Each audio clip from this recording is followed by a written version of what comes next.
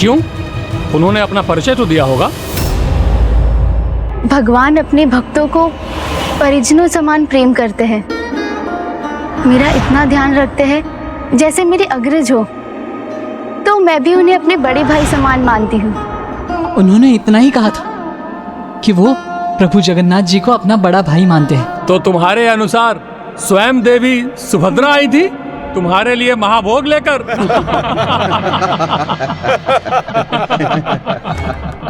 वो अकेली नहीं आई थी, उनके साथ एक माता भी थी। वो जब आई थी तब उन्हें किसी ने देखा था? क्या उन्होंने महाभोग किसी और को भी खिलाया था? हाँ, एक वानर आए थे, उन्हें खिलाया था। वाह! तो अब क्या हमें उस वानर से पूछना पड़ेगा? वो प्रमाणित करेगा तुम्हारे कथन का सत्य। वो कोई और नहीं, स्वयं राम भक्त हनुमान जी थे। माता प्रतिदिन उन्हें भोग खिलाती है।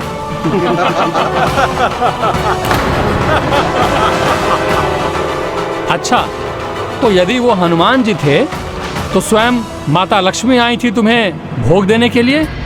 जब देवी सुभद्रा आई थी, माता लक्ष्मी आई थी, हनुमान जी भी पहुंचे थे, तो अब ये भी कह दो कि बलभद्र जी भी आए थे। हाँ, दोनों देवियों से पहले एक सज्जन पुरुष आए तो थे। महाराज, सुना आपने? ये चोर ही नहीं है, बल्कि इसका एक एक शब्द झूठ की पराकाष्ठा है। झूठ नहीं, सत्य कह रहा हूं। उन्होंने मुझे कथा सुनाई। उन्होंने बताया कि प्रभु की अपूर्ण मूर्ति में ही पूर्णता है। साक्षात नील माधव का वास है प्रभु विग्रह में। वही है जगत के नाथ श्री प्रभु जगन्नाथ। और वो आकर मेरा हाथ थामेंगे, जिसके लिए मैं यहाँ आया हूँ।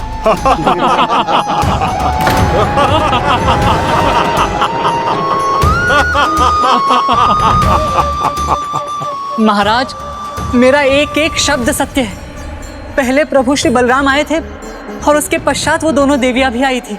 तो अब जगन्नाथ जी ही बचे हैं, वो भी आएंगे तुम्हारा हाथ थामने, तुम्हें अपना सखा बनाने।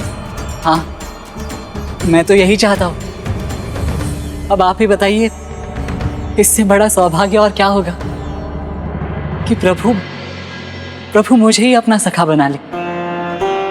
मेरी राजसभा में परिहास का दुस्साहस कर रहे हो तुम। पुत्र माधवदास, ये कभी मत भूलना कि जो भी होता है प्रभु की लीला और उनकी इच्छा के अनुसार ही होता है। लीला? लीला अर्थात? माता ने कहा था इस संसार में जो भी होता है प्रभु की लीला के अनुसार ही होता है। तो ये भी प्रभु की एक लीला ही है। प्रभु की एक लीला ही है। आप लीलाधर हैं स्वामी। पल भर के लिए मैं भी ये भूल गई थी, किंतु आपका भक्त वो नहीं भूला। अब ये आपकी कैसी लीला है प्रभु? अब मैं समझ गया, जो हो रहा है वो प्रभु की लीला के अनुसार ही हो रहा है, और जो होगा वो भी प्रभु की लीला के अनुसार ही होगा। मुझे इस पर विश्वास होने लगा है, किंतु कुछ कह नहीं सकता, क्योंकि महाराज के क्रोध का भय भी है। हाँ। क्या हुआ है इसे? इसने अपना मानसिक संतुलन खो दिया है। शांत हो जाओ तुम। पहले चोरी की तुमने, फिर अपनी मनगढ़ंत कथाएं सुना रहे हो और हंसकर मेरा अपमान कर रहे हो, और अपने अपराध को प्रभु की लीला समझकर उनका भी अपमान कर रहे हो तुम। और अब ये भी कहोगे स्वयं प्रभु जगन्नाथ जी भी आएंगे तुम्हारी रक्षा करने? हाँ महाराज, वो आएंगे। मेरे प्रभु जगन्नाथ जी आएंगे। मुझे उन पर पूर्ण विश्वास, मुझे उन पर पूर्ण विश्वास, मुझे उन पर पूर्ण विश्वास। मैं निर्दोष हूं, इसलिए मेरे प्रभु जगन्नाथ जी मुझे दंडित नहीं होने देंगे। मंत्री महोदय, इस दुस्साहसी को कड़ा दंड दीजिए। जब तक ये अपनी चोरी स्वीकार न करे, प्रतिदिन सभी जनों के सामने मंदिर के ठीक बाहर 20 कोड़े लगने चाहिए इसे, ताकि सभी के सामने यह उदाहरण स्थापित हो जाए कि मंदिर से चोरी करने और झूठ बोलने का कितना भयंकर परिणाम हो सकता है। महाराज, सत्य तो सत्य ही है, वो कभी नहीं बदलने वाला। चाहे आप मुझे 20 क्या 200 कोड़े का दंड भी क्यों ना दे, आप जितना मुझे दंडित करेंगे प्रभु जगन्नाथ जी उतना ही मेरे निकट आएंगे। प्रभु जगन्नाथ जी की कथा सुनने के पश्चात मुझे इतना तो ज्ञात हो गया कि परिस्थिति चाहे कुछ भी हो, प्रभु जगन्नाथ जी कभी अपने भक्तों को अकेला नहीं छोड़े, कभी अपने भक्तों को अकेला नहीं छोड़े। ना ही उन्होंने राजा इंद्रद्युम्न को अकेला छोड़ा था, ना ही विद्यापति को, ना ही देवी गुंडीचा को, और ना ही देवी ललिता को, और ना ही भक्त विश्ववसु को अकेला छोड़ा था। तुम मुझे कथा सुना रहे हो दुष्ट? तुम जो कथा सुना रहे हो वो संपूर्ण संसार जानता है। ये सब बोलकर मूर्ख किसी और को बनाना। ले जाओ इस पाखंडी को मेरे सामने से और उचित दंड दो इसे।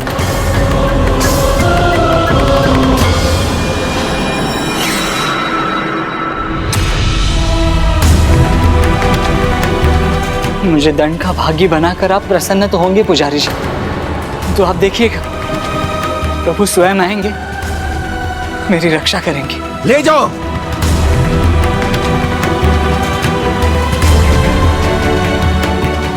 इतना साहस चोर में नहीं, सत्य बोलने वाले में ही हो सकता है। उसे सभी के सामने कोड़े पड़ने का दंड मिलने वाला है।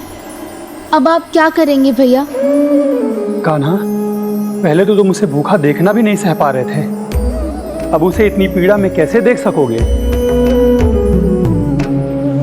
स्वामी, उसे दंड मिलना आरंभ हो जाएगा, तो क्या आप उसे रोकने के लिए कुछ नहीं करेंगे? धीरज रखिए देवी, मुझे अब कुछ करने की आवश्यकता ही नहीं होगी। अब जब उसे मुझ पर विश्वास हो गया है, अपने प्रभु के प्रति सच्ची आस्था उत्पन्न हो चुकी है, तो फिर उसके साथ भला कुछ अनुचित कैसे हो सकता है? प्रभु के इन शब्दों में कोई रहस्य छिपा है। अब क्या करेंगे स्वामी?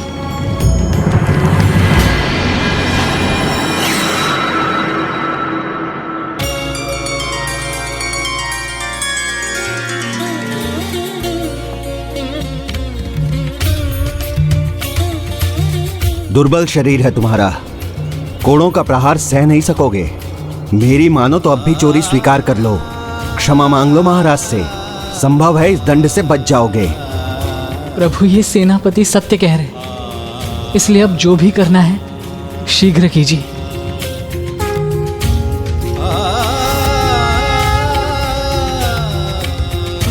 अब तो मैं अपनी भूल स्वीकार कर चुका हूं।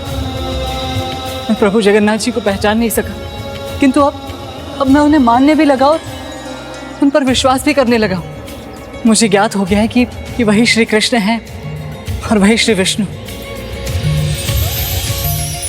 वही श्री हरि नारायण है और इस जगत के नाथ। जब मैंने कुछ अनुचित किया ही नहीं, मैं स्वयं प्रभु श्री जगन्नाथ जी के मंदिर के सामने हूं, मुझे किस बात की चिंता? अब तो प्रभु ही मेरी चिंता करेंगे। लगता है कोड़े पड़ेंगे तभी तुम मानोगे।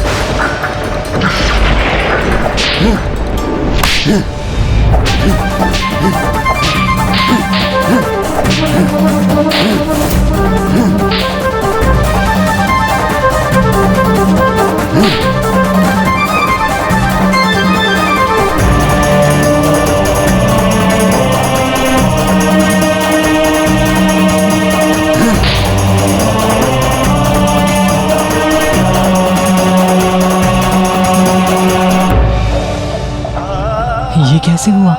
कोड़ा पड़ा भी और मुझे कष्ट भी नहीं हुआ।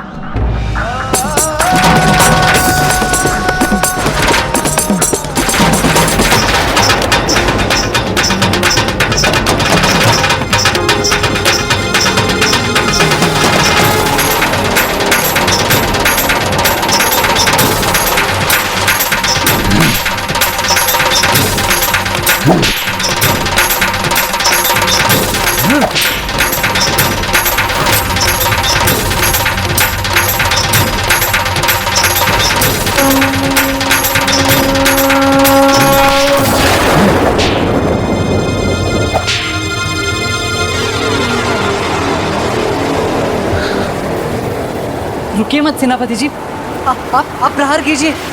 बड़े आश्चर्य की बात है, मेरे कोड़े से तनिक भी आहत नहीं हुआ ये।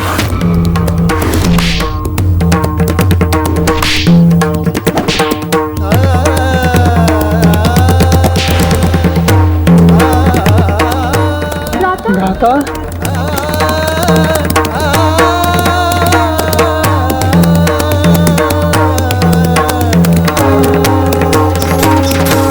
सेनापति जी, अब मैं समझ गया हूँ। आप बस मुझे डराना चाहते हैं ना, इसीलिए कड़ा प्रहार नहीं कर रहे, है ना? किंतु आप अपना समय व्यर्थ मत कीजिए, मुझ पर प्रहार कीजिए, जो होना है होने दीजिए।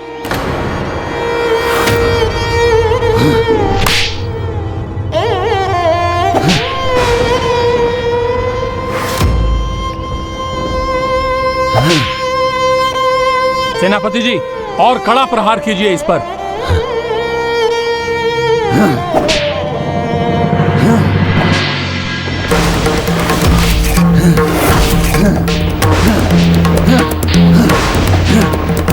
ये दिखाने का प्रयास कर रहा है जैसे इस पर कोड़े का कोई प्रभाव नहीं पड़ रहा है।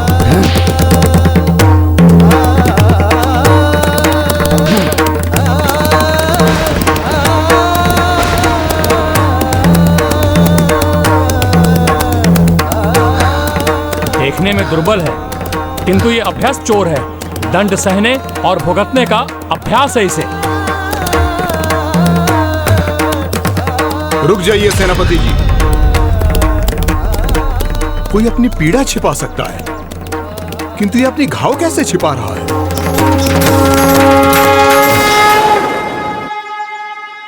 आपने इस पर इतने कोड़ों के प्रहार किए, परंतु उसका एक भी चिन्ह इसकी त्वचा पर क्यों नहीं आया?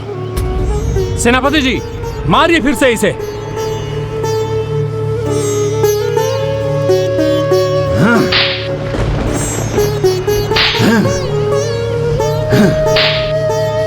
उसकी पीड़ा अपने ऊपर लेकर तुम मुस्कुरा रहे हो भ्राता? आप तो ऐसे मुस्कुरा रहे हैं स्वामी, जैसे संपूर्ण घटना में आपको आनंद आ रहा हो। भक्त हमारी सेवा करते हैं तो उन्हें आनंद आता है देवी, और अब मैं अपने भक्त की सेवा कर रहा हूं तो भला मुझे आनंद क्यों ना आए?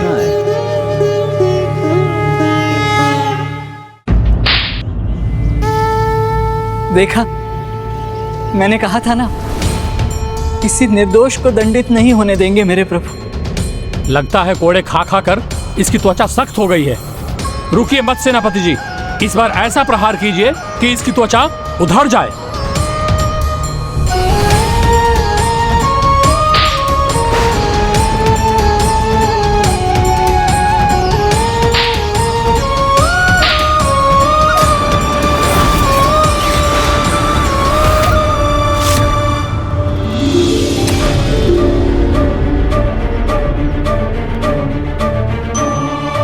भक्त की भक्ति अटूट हो तो भगवान उनके लिए कितने भी कष्ट सह सकते हैं। ये तो कुछ भी नहीं। सेनापति जी, आप रुकिए नहीं जब तक ये अपना अपराध न स्वीकार कर ले। पीड़ा हो रही है इसे, जिसकी झलक इसकी आंखों में दिखाई दे रही है मुझे। उचित कहा आपने, पीड़ा तो मुझे हो रही, किंतु इन कोड़ों के कारण नहीं, क्योंकि इनकी हथेली पूरी छिल गई और मुझे एक खरोच तक नहीं है। इसका कारण समझते हैं ना आप? मेरी सारी पीड़ा प्रभु ने अपने ऊपर ले ली। जको राखे साइया, मार सके ना कोई, बाल ना बाका कर सके, जो जग बहरी हुई।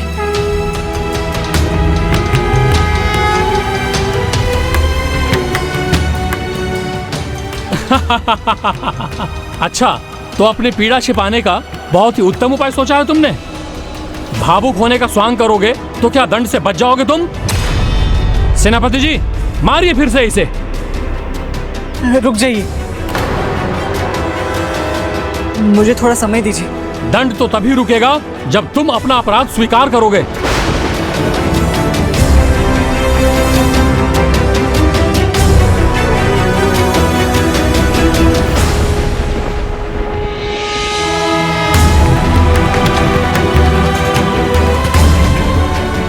भागने मत देना इसे, पकड़ो इसे।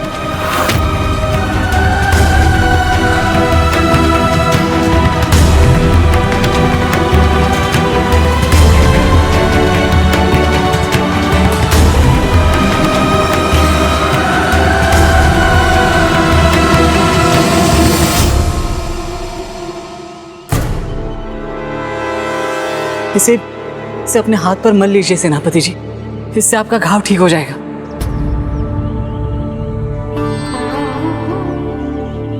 मुझे ज्ञात है कि ये आपका कर्तव्य है जो आपको निभाना ही होगा, किंतु इससे पहले ये औषधि अपने घाव पर लगा लीजिए, क्योंकि मेरी रक्षा तो मेरे प्रभु कर रहे हैं।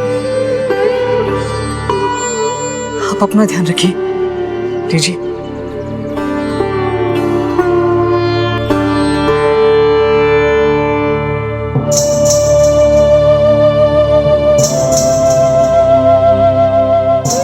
इतनी चतुराई? भावुक होने का स्वांग सफल नहीं हुआ तो उसके प्रति सहानुभूति जता रहे हो ताकि वो तुम पर कठोर प्रहार न कर सके। सेनापति जी, आप अपना कार्य कीजिए। मुझे अपने नहीं, मेरे प्रभु की चिंता है।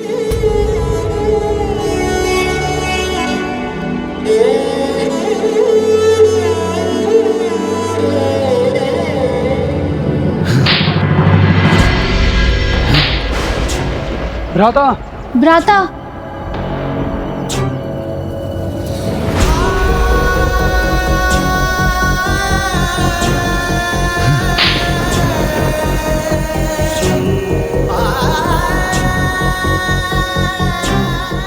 मुझे क्षमा कर दे प्रभु, मेरे कारण आपको कष्ट हो रहा है।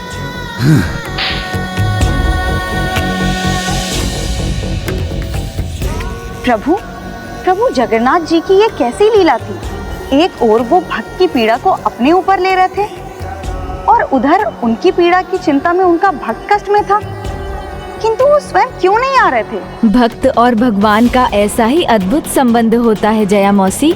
एक दूसरे की सेवा से आनंदित होते हैं एवं एक दूसरे की पीड़ा से प्रभावित भी होते हैं, किंतु समय से पहले ना भगवान भक्त को दर्शन दे सकते हैं और ना ही भक्त अपने भगवान से भेंट कर सकता है। अर्थात मेरे प्रभु, मेरे आराध्य प्रभु महादेव जी भी इस प्रेत योनि में होने वाले मेरे स्वामी के सभी कष्ट को अपने ऊपर ले रहे हैं। पुष्पदंत जी के ही नहीं जया मौसी, महादेव तो आदि से अंत तक सदा अपने सभी सच्चे भक्तों के कष्ट सहते हैं। भगवान अपने भक्तों को कष्ट में नहीं देख सकते।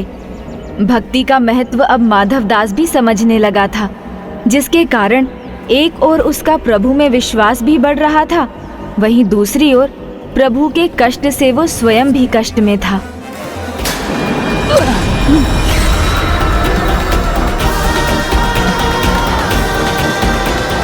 मैं तब तक दंड के नियम और प्रकार बदलता रहूंगा जब तक तुम अपना अपराध स्वीकार नहीं कर लेते।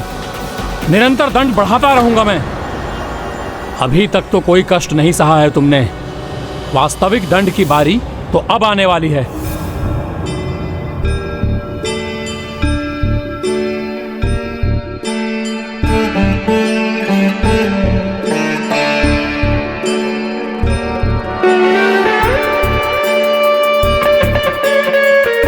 मैं आपके कैदी के साथ कुछ पल एकांत में रह सकता हूं?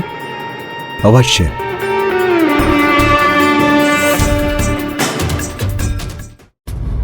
तुम्हारे लिए फल लाया हूं, लो खा लो।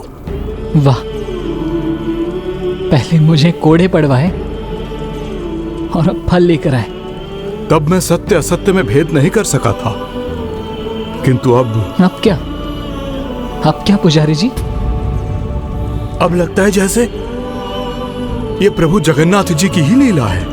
यही तो मैं भी समझ नहीं पा रहा हूं, ये कैसे लीला है प्रभु की, जिसमें मुझे भी पीड़ा होगी और उन्होंने भी। ये कैसे लीला है जिसमें वही मुझे दोषी बना रहे हैं और वही मुझे बचा भी रहे हैं, जहां एक और आप अपने भक्त का हाथ थाम भी रहे हो, किंतु हाथ थामने आगे भी नहीं आ रहे हो। चिंता मत करो, तुम वो प्रथम भक्त नहीं जिसके मन में यह प्रश्न उठा है। अर्थात ये मानना कि जिनके हाथ नहीं वो तुम्हारे सामने होकर भी भगवान नहीं। यही तो किया था उन्होंने। सर्वप्रथम उन्हें अपूर्ण मानकर प्रभु जगन्नाथ जी की पूजा करने से मना कर दिया, किंतु आगे चलकर वही प्रभु के महानतम भक्त बने। कौन है वो भक्त पुजारी जी? वो महान भक्त कोई और नहीं, महान संत रामचरितमानस के रचयिता राम भक्त गोस्वामी तुलसीदास जी हैं।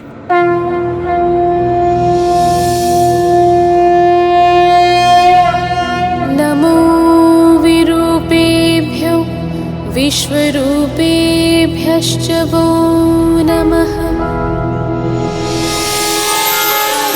हे प्रभु श्री राम, आज आपके दर्शन पाकर ये भक्त तुलसीदास धन्य हो जाएगा। जय हो श्री राम, जय हो प्रभु श्री राम। किंतु भक्त माधव दास के पास तो कारण था। वो तो उन प्रभु जगन्नाथ जी को ढूंढते हुए आया था जो उनका हाथ थामे। इसलिए प्रभु के बिना हाथ वाले स्वरूप को देखकर वो निराश हुआ था। किंतु भक्त शिरोमणि महाकवि तुलसीदास जी, जो प्रभु जगन्नाथ जी के राम स्वरूप के परम भक्तों में से हैं, उन्होंने भी प्रभु के इस स्वरूप को देखकर क्यों नकार दिया था गजानन? जब भक्त अपनी भक्ति में अत्यधिक खो जाता है, तब कल्पना में भी आए अपने आराध्य के आकार को साकार होते हुए देखना चाहता है। फिर उसे संतोष भगवान के उसी रूप को देखकर होता है जिसे वो अपने मन की दृष्टि से देखता आ रहा होता है। गोस्वामी तुलसीदास जी के मन में तो प्रभु श्री राम का ही वास था।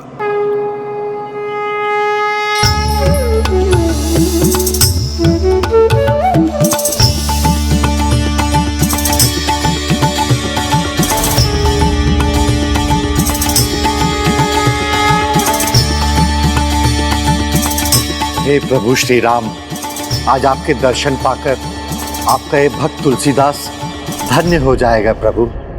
जय प्रभु श्री राम। दाऊ, भक्त की भक्ति उस शीतल जल के समान जो भगवान के हृदय की प्यास बुझाती है।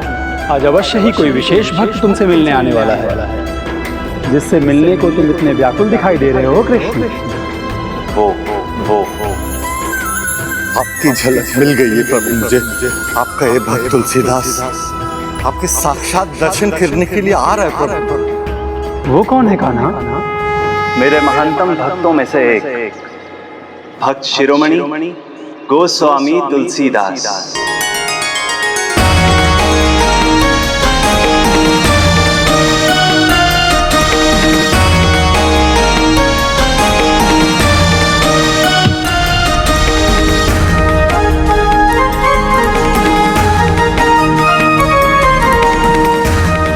कौन सज्जन थे जो अचानक प्रकट हुए मुझे संभाल लिया?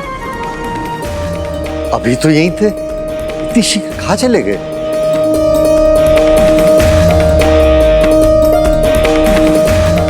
प्रभु श्री राम, मुझे इस प्रकार लड़खड़ाने से बचाने वाले एकमात्र आप ही हो सकते हैं। जय प्रभु श्री राम।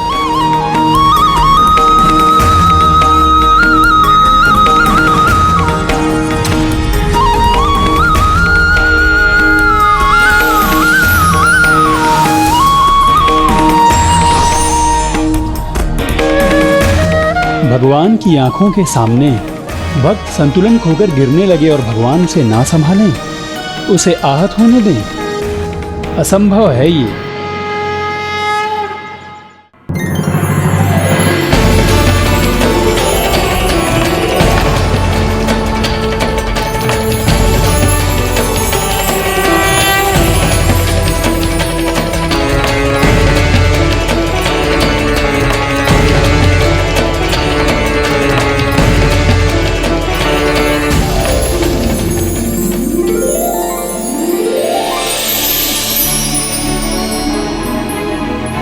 प्रणाम प्रभु। आपकी चरण धूलि पाकर मस्तक से लगाकर धन्य हो गया ये तुलसी।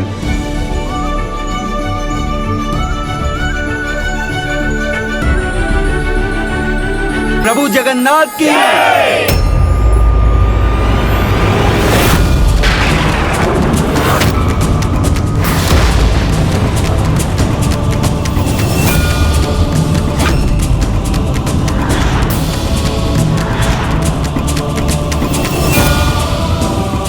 ये मेरे आराध्य नहीं है, मेरे प्रभु तो प्रभु श्री राम, और मेरा हृदय तो तृप्त मेरे प्रभु श्री राम के दर्शन करके ही होता है।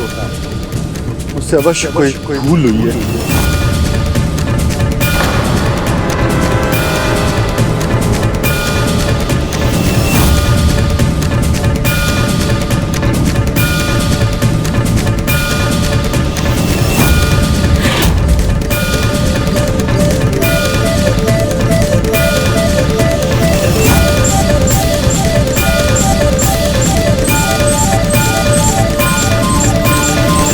इतने लंबे मार्ग पर जिनके दर्शन के लिए तड़पते आए, उन्हीं की पूजा किए बिना लौट गए भक्त तुलसीदास जी। जब आरंभ में तुम भी आए थे तो तुमने भी कहां प्रभु जगन्नाथ जी को स्वीकार किया था।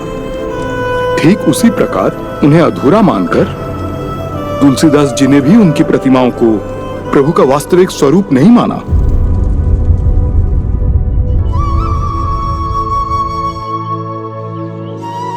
कितनी आशा लेकर आया था मैं यहां, किंतु यहां तो आप थे ही नहीं। फिर मैं क्यों आया था? निराशा के लिए?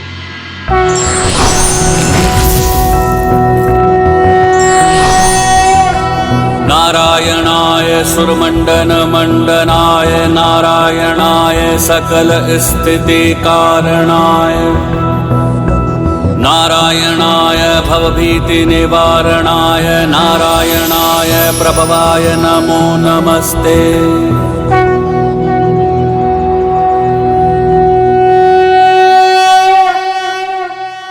क्या हुआ पुजारी जी, आप मुझे इस प्रकार एकटक क्यों देख रहे हैं? इसलिए देख रहा हूं क्योंकि भक्त यहाँ आते हैं निराश हताश मन से, किंतु जाते हैं प्रभु दर्शन के बाद तो उनके मन का आनंद उनके मुख के भाव से स्पष्ट दिखाई देता है। संभव क्योंकि उन्हें यहाँ आकर वो प्राप्त हो जाता है जिसे वो ढूंढ रहे हो।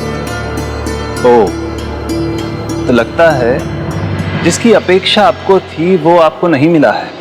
हाँ, प्रभु ने निराश किया मुझे, और अब आपसे भी विनती है, आप इस हताश निराश भक्त को अकेला छोड़ दीजिए। मैं आपको अकेला कैसे छोड़ सकता? क्यों नहीं छोड़ सकते? आप इतनी लंबी यात्रा करके यहां पहुंचे, थके भूखे प्यासे, तो आपको प्रभु का निर्मल्य प्रसाद दिए बिना छोड़कर कैसे जा सकता हूं? संभव है इसे पाकर आपको ऐसा लगे जैसे आपको वो मिल गया हो जो आप चाहते हैं।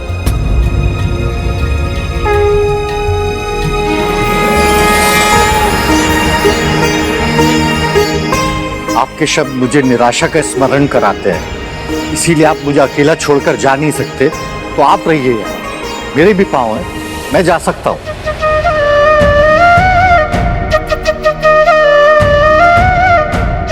अकेला तो तुम भी नहीं छोड़ सकते मुझे, कहीं दूर नहीं जा सकते मुझे छोड़कर मेरे प्रिय भक्त।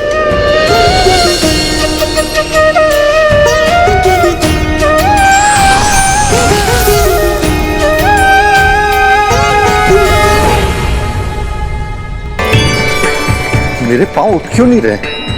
मुझसे चला क्यों नहीं जा रहा? ऐसा क्यों लगता है जैसे मेरे पाँव ही मुझे रोकना चाहते हैं। मैं आगे बढ़ना चाहकर भी बढ़ नहीं पा रहा।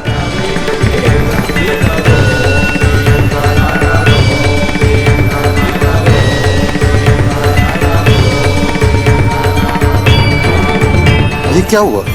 मेरे पाँव मुझे पीछे क्यों खींच रहे हैं? यहीं क्यों रखना चाहते हैं मुझे? मुझे तो मेरे प्रभु श्री राम के दर्शन चाहिए, वो यहाँ नहीं मिलेंगे मुझे तो मैं रुकूं क्यों?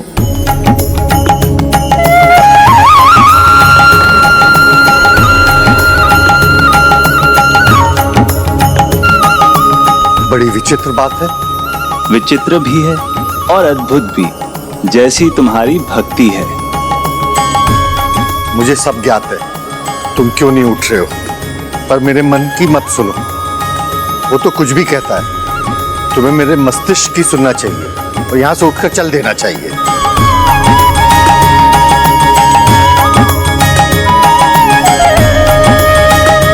कितने भी प्रयास कर लो, जब मैं यहाँ हूँ तो तुम्हें कैसे जाने दूँ? ऐसा मत करो मेरे पाँव, रुको मत। जिस मन की सुनकर तुम ये कर रहे हो, वो मन तो अभी भी इस भ्रम में कि प्रभु के दर्शन यहाँ मिलेंगे, किंतु मैं जानता हूँ वो यहाँ नहीं है। तो कौन है यहाँ?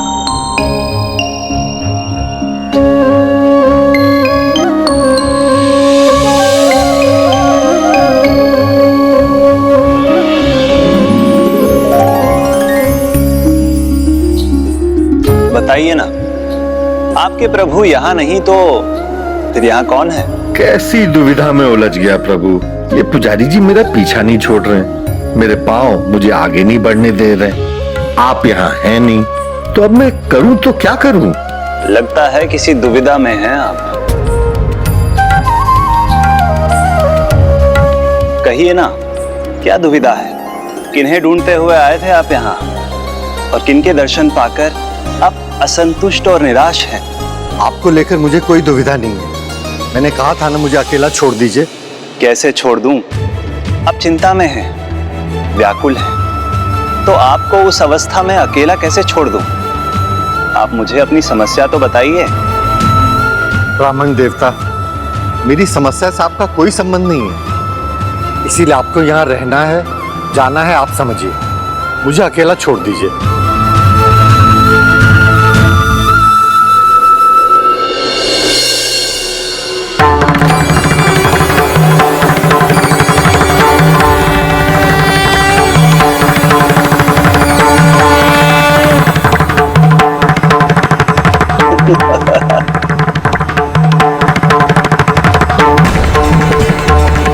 कहते हैं मेरी दुविधा सुलझाने आए हैं, किंतु आप तो मेरा उपहास कर रहे हैं। उपहास? नहीं नहीं, आप जैसे चल रहे हैं बहुत ही आनंदमय लग रहा है, बस वही सीख रहा था। मैं कितनी पीड़ा में हूं उसका अनुमान भी नहीं आपको। तो मुझे अपनी पीड़ा बताइए ना, संभव है मैं उसे कम कर सकूं। आइए यहां बैठते हैं।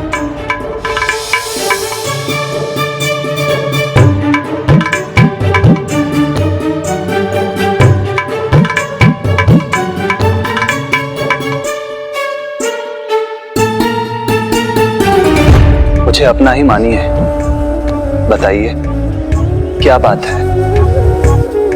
आपके मुख पर यह पीड़ा, इसका क्या कारण है? ऐसा क्या था जिसकी आपने अपेक्षा की थी और जो आपको यहां नहीं मिला?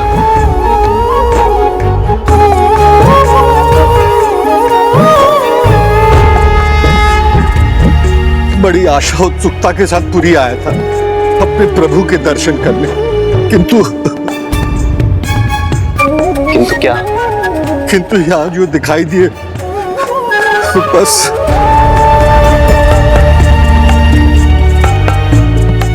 कौन दिखाई दिए जिसके कारण तुम इतनी पीड़ा में हो? यहाँ जो विराजमान है वो तो अधूरे हैं, अपूर्ण है, उनके तो हाथ ही नहीं है।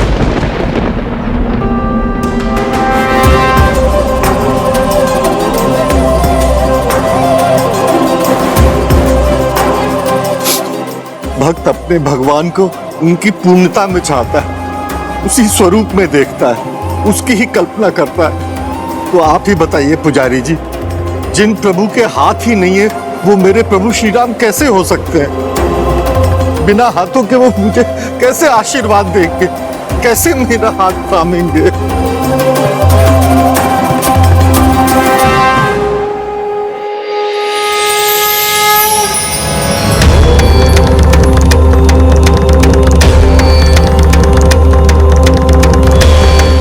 बिन पद चलई सुनई बिनु काना, कर बिन करम करई विधि नाना। आनन रहित सकल रस भोगी, बिनु बानी बक्ता बड़ जोगी। ये शब्द आपने ही इन पंक्तियों में गढ़े हैं ना, जो आपने स्वयं श्री रामचरितमानस में लिखा, अब स्वयं ही उसे भूल गए। चलिए तो मैं ही आपको स्मरण करा देता हूं। बिनु पद चलई सुनई बिनु काना, कर बिनु करम करई विधि नाना। अर्थात भगवान बिना पांव के चलते हैं, बिना कान के सुनते हैं और बिना हाथ के कर्म करते हैं।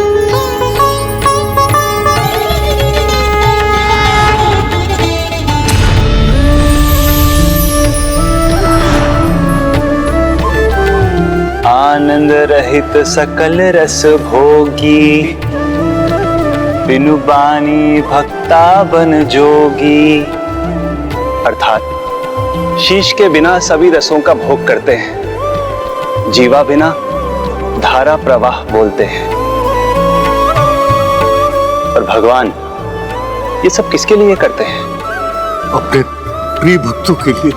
भगवान के इतने बड़े सत्य को जानते हैं और फिर उसी सत्य का विरोध भी कर रहे हैं, तो ये क्यों नहीं मान रहे हैं? जो हाथ रहित प्रभु प्रतिमाएं आपने देखी हैं, वही आपके भगवान है।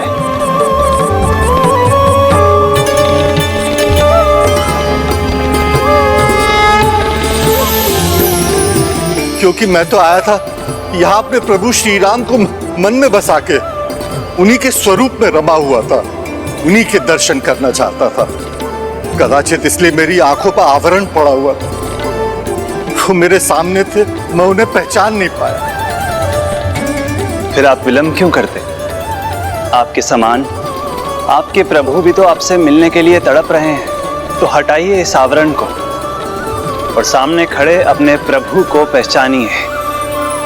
आपको अनेकों धन्यवाद पुजारी जी, आपने मेरी आंखें खोल दी। धन्यवाद। कहां चले गए? किंतु अचानक इस प्रकार कैसे अंतर्ध्यान हो सकते हैं?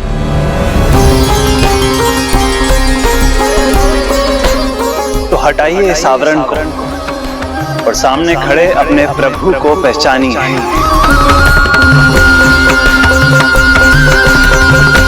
प्रभु स्वयं आए थे मेरा मार्गदर्शन करने। प्रभु प्रभु प्रभु प्रभु।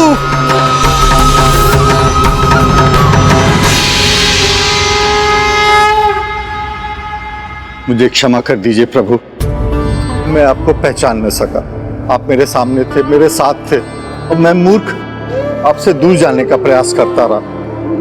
और उससे भी बड़ा अपराध प्रभु मेरा यह है कि मैंने आपके प्रसाद को ठुकरा दिया।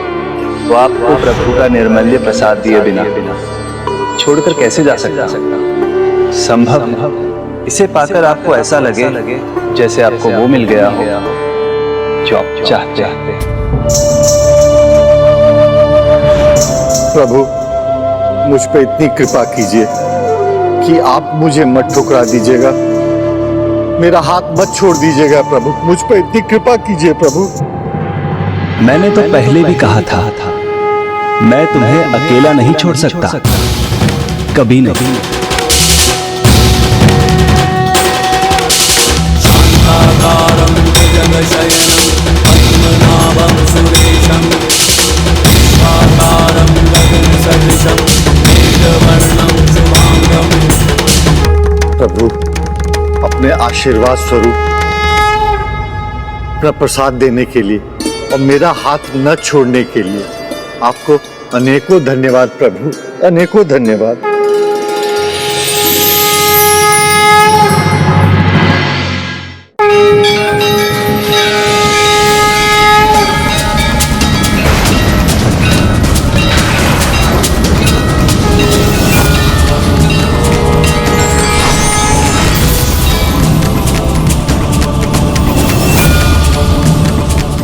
प्रभु, मैं धन्य हो गया प्रभु, मैं धन्य हो गया प्रभु।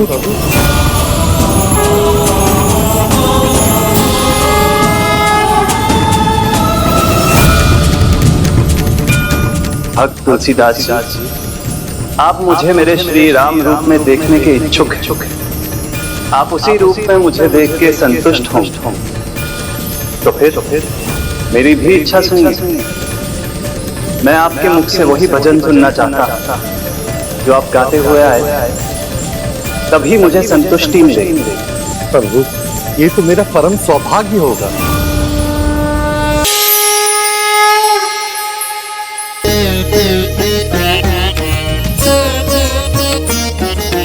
मैं आपकी भक्ति से बहुत प्रभावित हूँ। हे प्रभु, मैं अपनी इन आंखों से आपके दर्शन करना चाह रहा था, किंतु अपने हृदय की आंखें नहीं खोल पाया, ना ही आपको देख पाया, ना पहचान पाया। प्रभु, फिर भी आप इस मूर्ख भक्त की भक्ति से प्रसन्न हैं। आपकी भक्ति का भाव तो पूर्ण है, पवित्र है, इसमें कहाँ कोई कमी। कुछ पलों के लिए इस रूप में मेरे दर्शन का मोह अवश्य आपकी भक्ति पर हावी हुआ, किंतु इसमें भी तुम्हारा कोई दोष नहीं। कलयुग का दोष, जिसके कारण पावन भक्तिमय हृदय में भी विकार उत्पन्न हो जाते हैं। इसलिए मैं आपको वरदान देता हूँ, कलयुग में आपकी रचना श्री रामचरितमानस की प्रत्येक चौपाई भक्तों के लिए रामबाण बनकर उनसे कलयुग का प्रभाव मिटाएगी, उनकी सभी दुविधाओं को हटाएगी। जो भी रामचरितमानस का उच्चारण करेंगे, विशेष रूप से यहाँ जगन्नाथपुरी धाम में, वो विकारों से भी मुक्त होंगे और उन्हें सभी कष्टों से मुक्ति के उपरांत मोक्ष की प्राप्ति होगी। आपके दर्शन, आपका आशीर्वाद पाकर मैं धन्य हो गया प्रभु, मैं बहुत बहुत धन्य हो गया प्रभु। जय हो श्री राम लक्ष्मण जान की, जय बोलो राम भक्त श्री हनुमान की।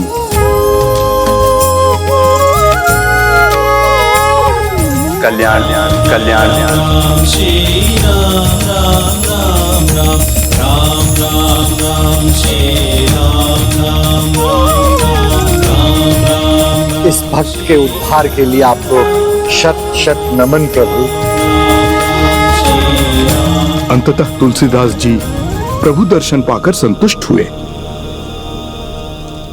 वो जिस स्थान पर रात्रि में रुके थे, उस स्थान को आज तुलसी चौराहा के नाम से जाना जाता है। और इस प्रकार प्रभु जगन्नाथ जी के रूप में प्रभु श्री राम की कृपा गोस्वामी तुलसीदास को प्राप्त हुई। तो आप ये कह रहे हैं कि प्रभु जगन्नाथ जी ही प्रभु श्री राम भी हैं। किंतु जिन ग्वाले से मेरी भेंट हुई थी, उन्होंने तो कहा था कि जगन्नाथ जी प्रभु श्री कृष्ण हैं। तो वास्तव में वो कौन है? इसमें इतना सोच विचार करने की आवश्यकता नहीं है। सत्य तो यह है कि प्रभु जगन्नाथ कोई और नहीं, परम ब्रह्म श्री हरि नारायण है। और जो परम ब्रह्म है, वो तो कोई भी रूप धारण कर सकते हैं, अपने किसी भी स्वरूप में भक्तों को दर्शन दे सकते हैं, चाहे वो रूप श्री राम का हो, श्री कृष्ण का हो या प्रभु जगन्नाथ जी का हो। एक बार तो प्रभु ने गणेश जी का रूप भी धारण किया था। गणेश जी? आपका रूप गजानन? हाँ, उन्होंने ऐसा मेरे एक भक्त के लिए ही किया था, किंतु इसमें अचंभे की कोई बात नहीं। मैं भी तो श्री कृष्ण तत्व ही हूँ। उस दिन के बाद से प्रत्येक वर्ष देव स्नान पूर्णिमा की उस तिथि पर प्रभु जगन्नाथ जी को मेरे अर्थात गणपति रूप में सज्जित किया जाता है और पूजा जाता है। किंतु वो महान भक्त है कौन? मेरा भक्त गणपति भट्ट। गणपति भट्ट मराठवाड़ा के एक गांव के रहने वाले मूर्तिकार थे। प्रभु गणेश के प्रति वो इतने समर्पित थे कि किसी अन्य भगवान की मूर्ति नहीं गढ़ सकते थे। जो मूर्ति वो रचते, उसमें अपने हृदय की भक्ति ऐसे उड़ेल देते कि उनकी बनाई हुई मूर्ति ऐसा लगता जैसे साक्षात श्री गणेश सामने हो।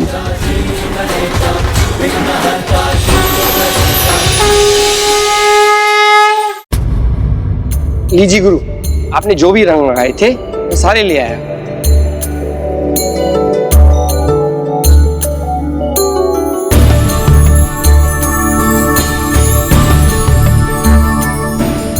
देख तो लीजिए, आपने ऐसे ही उठा लिया, रंग सही तो है ना?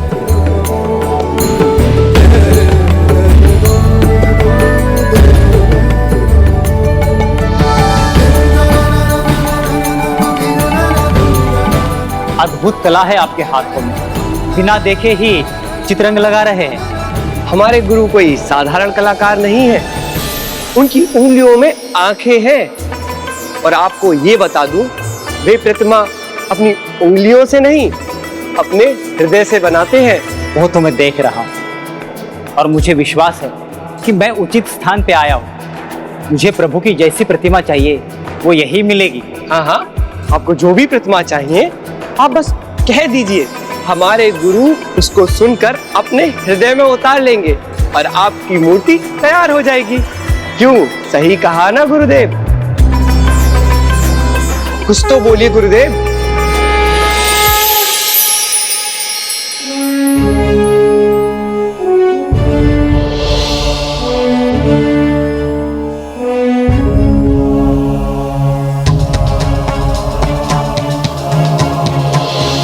सिन्दूरवर्णं द्विभुजं गणेशं लम्बोदरं पद्मदले निविष्टं ब्रह्मादिदेव। अद्भुत, सर्वथा अद्भुत।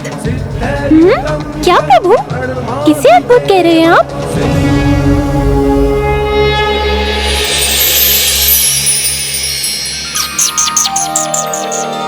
प्रभु उत्तर दीजिए ना, कौन है अद्भुत?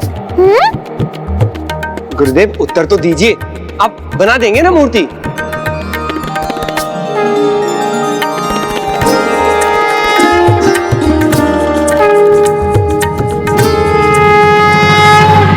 प्रभु, अब आपका ये भक्त आपसे विलग नहीं रह सकता। मुझे अपने आप में समाहित कीजिए। प्रभु, मुझे मोक्ष प्राप्ति का मार्ग दिखाइए प्रभु। मुधागराम मुधाकं च फलमाधिगथा सिंहाः पंचामातंग वक्तारो गणपतिरधिगौराः पाठो हे रामना।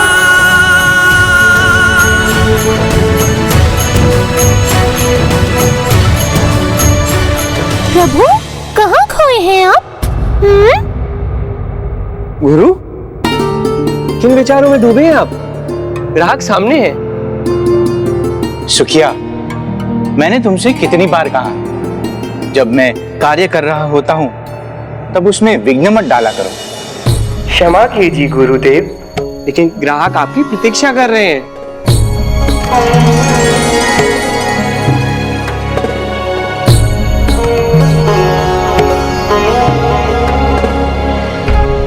प्रणाम प्रणाम।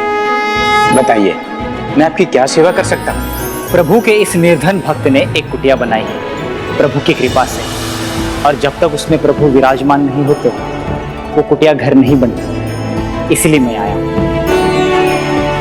आप बिल्कुल चिंता मत कीजिए, प्रभु के चरण आपकी कुटिया में पड़ते ही आपका घर मंदिर में परिवर्तित हो जाएगा।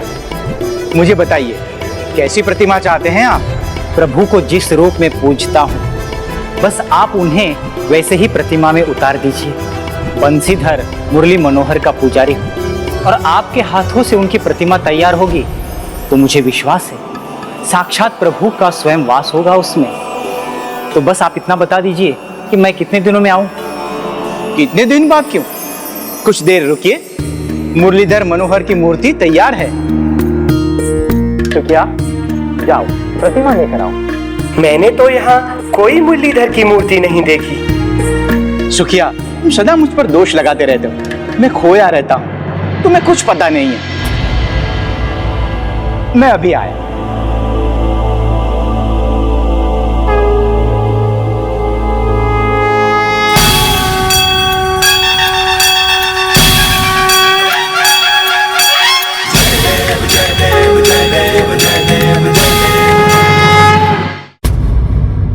लीजिए, ये रहे आपके बंसीधर। लगता है आप समझे नहीं, मुझे गणेश जी की नहीं बंसीधर जी की मूर्ति चाहिए। वही तो है आपके सामने, मोर मुकुटधारी बंसीधर गणेश जी। वो तो है, किंतु मैं प्रभु श्री कृष्ण की मूर्ति ढूंढ रहा हूँ। परसों जन्माष्टमी है, तब तक मिल जाएगी तो अच्छा होगा। क्षमा करें, ये तो मेरे लिए संभव नहीं। क्यों? क्यों संभव नहीं है? मेरे हाथों से गणेश जी की मूर्ति को छोड़कर किसी और की मूर्ति बनती ही नहीं। प्रभु के एक रूप की मूर्ति बनाने वाले प्रभु के दूसरे रूप की मूर्ति क्यों नहीं बना सकते? मुझे क्षमा कीजिए, मैं फिर से कहता हूँ, मूर्ति रचने का कार्य मेरे लिए केवल कार्य नहीं है, पर मेरी भक्ति है। और भक्त के मन मंदिर में गणेश जी ही विराजमान है, तो मैं अन्य किसी भगवान की कल्पना ही नहीं कर सकता। तो क्या देवादिदेव पिनाकधारी महादेव, सुदर्शनधारी नारायण, कोदंड धनुषधारी श्री राम कोई नहीं है? सुनी तो मैंने सबकी महिमा है, लेकिन मेरे लिए तो भगवान के सभी स्वरूप इन्हीं में हैं। और इसीलिए मेरे लिए यही त्रिशूलधारी भी है, यही चक्रधर है, और मेरे गणेश जी ही धनुर्धर है और बंसीधर भी है।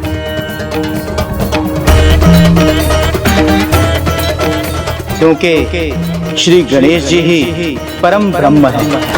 क्योंकि श्री गणेश जी ही परम ब्रह्म है। तो फिर मुझे क्षमा कीजिए, मैं आपकी इच्छा पूर्ण नहीं कर सकता।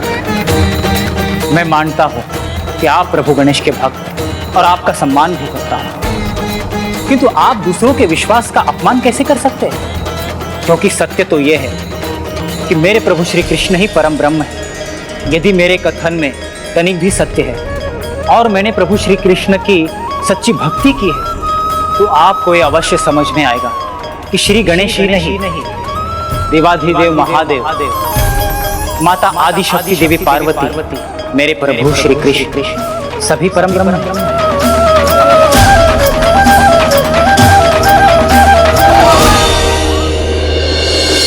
अगर ऐसे ही चलता रहा ना, तो ग्राहक आना बंद कर देंगे आपके पास। आपका पूरा जीवन प्रभु भक्ति में ही बीता है, रहा सहा भी बीत जाएगा। मेरे बारे में भी तो सोचिए, मेरे वृद्ध माँ बाप है, शीघ्र ही मेरा विवाह होने वाला है। इतने बड़े परिवार का भरण पोषण कैसे करूंगा मैं? चिंतामणि गणेश जी अपने साथ है, तो फिर चिंता किस बात की? चिंता करना छोड़ दे सुखिया। चिंतामणि गणेश जी अपने साथ है, तो फिर चिंता किस बात की? ओह प्रभु, तो अपने इस भक्त की भक्ति में खोए हुए थे आप? हाँ मूषक जी, उसकी ये सोच उसकी निर्मल भक्ति का प्रमाण भी है और उसके मोक्ष के मार्ग का विघ्न भी। फिर चिंता किस बात की है प्रभु? विघ्न है तो उसे मिटाने वाले विघ्नहर्ता भी तो आप ही है ना? भक्त के विघ्न को आप ही मिटा दीजिए। नहीं मूषक जी, मैं तो बस मार्गदर्शन कर सकता हूँ। मोक्ष का मार्ग तो स्वयं गणपति भट्ट को निर्धारित करना होगा।